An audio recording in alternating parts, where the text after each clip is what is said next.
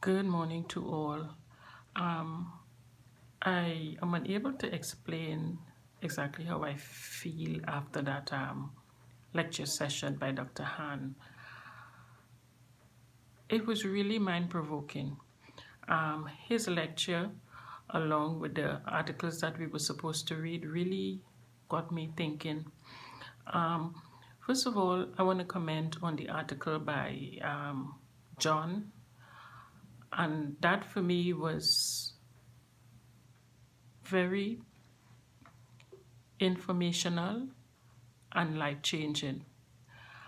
In that article, although it was a bit difficult at times, I realized when you stick with it and you really focus, it makes a lot of sense. Um, she spoke about the need for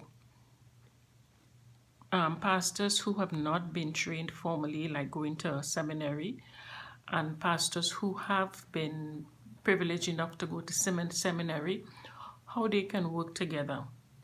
She even asked a question that one cannot live without the other. The church or the community of faith need the both.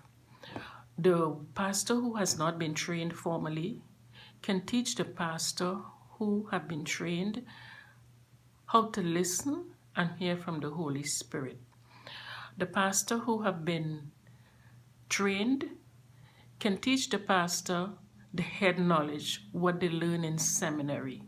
She made the point that there was a place for both type of pastor.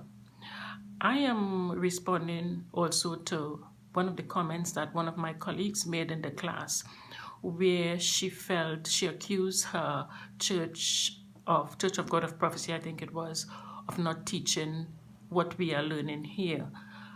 But that is one of the points that I think Cheryl John made reference to, and that for me was educational.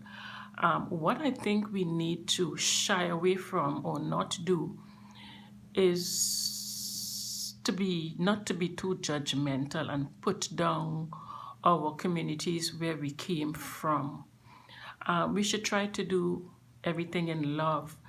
I'm saying everything in love because I don't know if you know, but I'm from a Roman Catholic background. And when I first came to the Pentecostal faith, I was angry.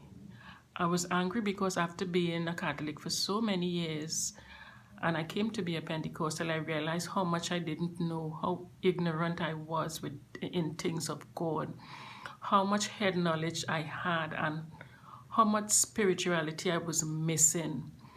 Looking back over that initial experience, I have been tempered a bit. I can now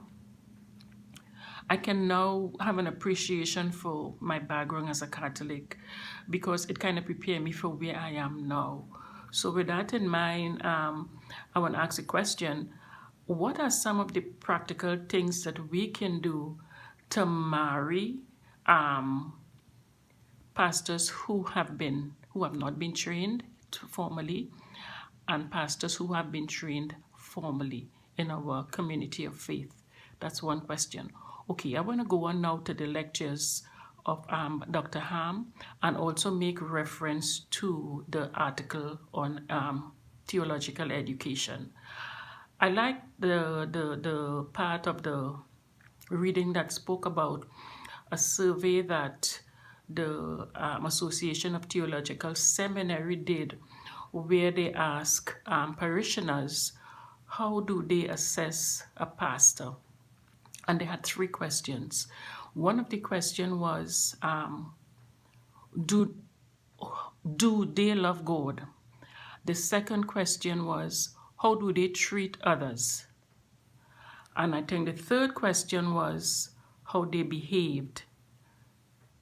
How they behaved. It was instructional because the writer went on to explain that if the first question was not in the affirmative, if the pastor did not love God, nobody wanted to hear from him. So theological education, from what I understand, is to cover all these areas. Theological education, as Dr. Ham said, is to transform us. is to give us experiential experience with God, so that in addition to the head knowledge, we have experience to go with it. The session was really mind-changing for me, and I'm anxiously, eagerly looking forward to what else we will learn in this class. Thank you so much.